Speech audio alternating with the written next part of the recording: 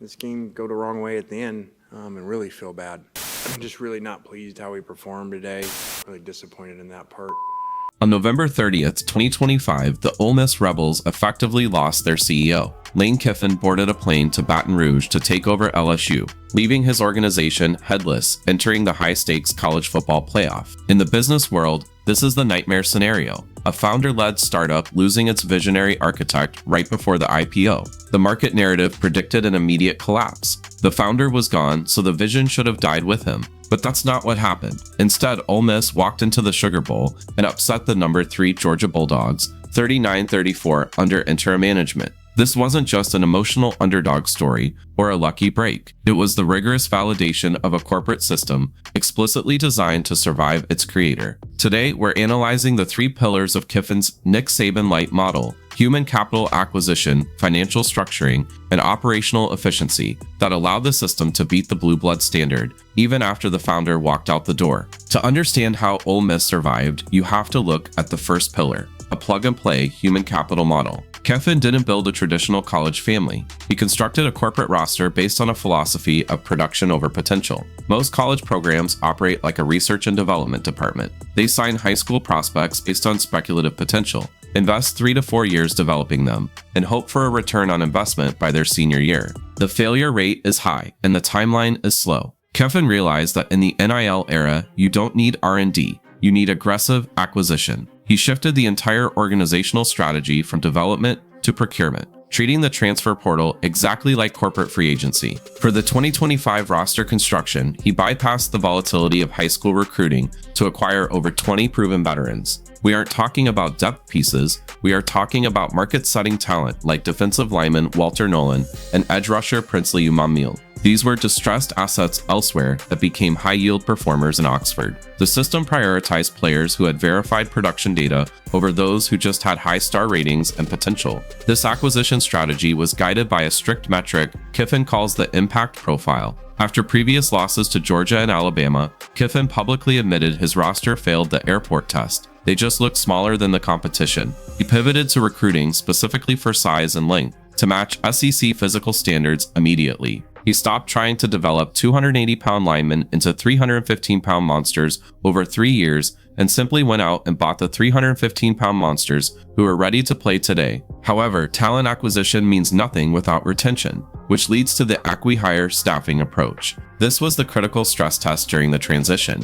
When Kiffin left, he took key staff members with him to LSU, but the system was robust enough to retain culture carriers like Pete Golding. Ole Miss paid Golding over $2 million, a CEO salary for a mid-level manager in most industries, specifically to enforce standards despite leadership churn. The system allowed for a headless operation where the coordinators could run the machinery because the standard was embedded in the payroll, not just the head coach's personality. Finally, there is the counterintuitive NFL practice model. Most college programs try to prove their toughness through volume, grinding players into the ground during the week. Kiffin realized that human capital is a depreciating asset. He implemented a low-impact, high-mental rep practice schedule that prioritized rest and recovery. By treating players like professionals rather than students, he preserved the asset's health for late-season ROI. This is why in the fourth quarter against Georgia, Ole Miss looked faster and fresher. They weren't just motivated, they were physically managed better. The system minimized the brain drain risk because the players were physically peaked to perform,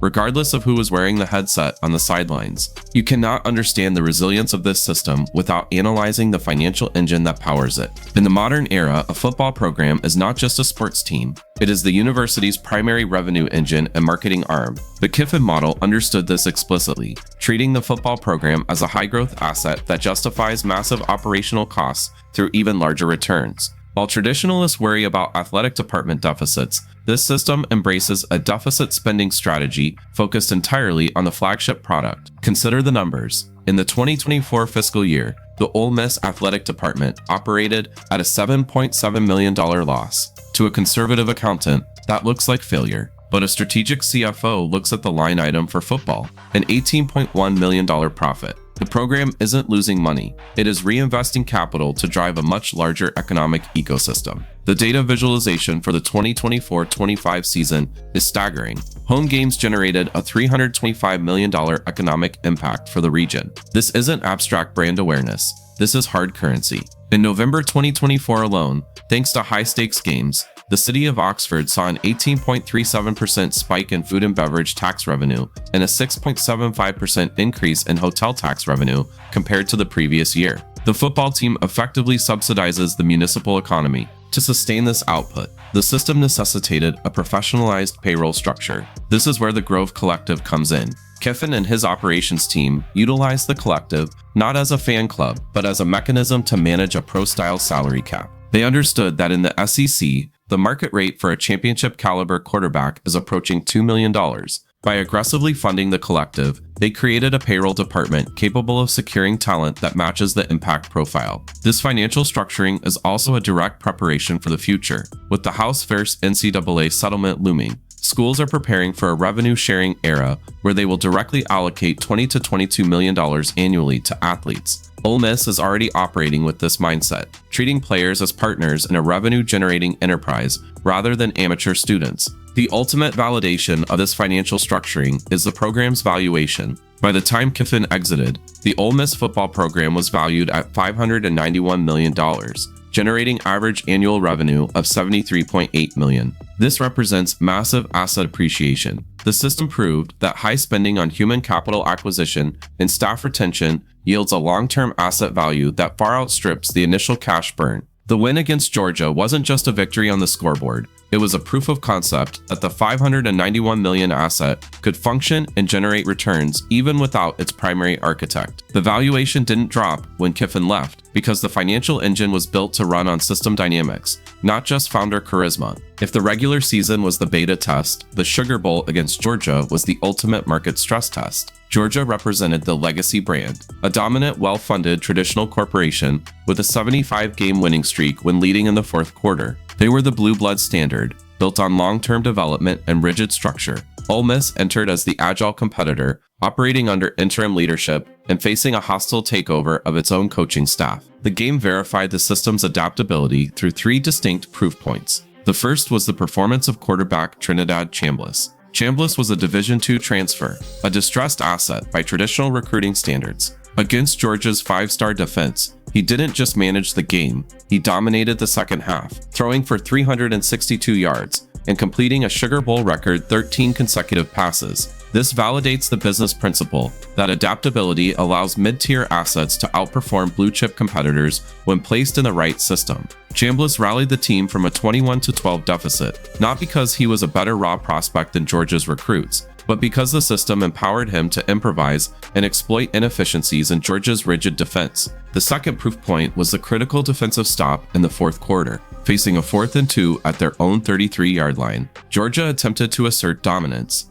Instead, Ole Miss linebacker Suntarine Perkins sacked Gunnar Stockton, flipping the momentum entirely. This moment demonstrated that the culture of no excuses was embedded in the workforce. Even with the defensive coordinator, Pete Golding, acting as interim CEO, the unit functioned without the primary leader's oversight. The managers on the field enforced the standard, proving the culture was operational, not just aspirational. The third proof point was the chaotic ending. After a safety and an onside kick attempt, the game descended into mayhem. In a founder-led system, the departure of the leader usually leads to decision paralysis in these moments. Yet, the interim leadership managed the clock, the personnel, and the strategy flawlessly to secure the 39-34 win. This showcased effective succession planning and operational continuity. While Georgia, the legacy brand, failed to adapt, struggling with red zone inefficiencies and clock management, the Ole Miss system remained agile. The agile competitor exposed the legacy brand's inability to pivot, proving that a flexible, acquisition-heavy model could dismantle a rigid, development-heavy dynasty. The victory wasn't a fluke, it was the inevitable result of a superior business model executing under pressure. This game proved that mid-tier is often just a label for undermanaged assets. By applying corporate acquisition strategies and financial structuring, Ole Miss demonstrated that a system built for continuity thrives even when the founder exits. If you want to understand the business mechanics behind more sports dynasties, click subscribe now.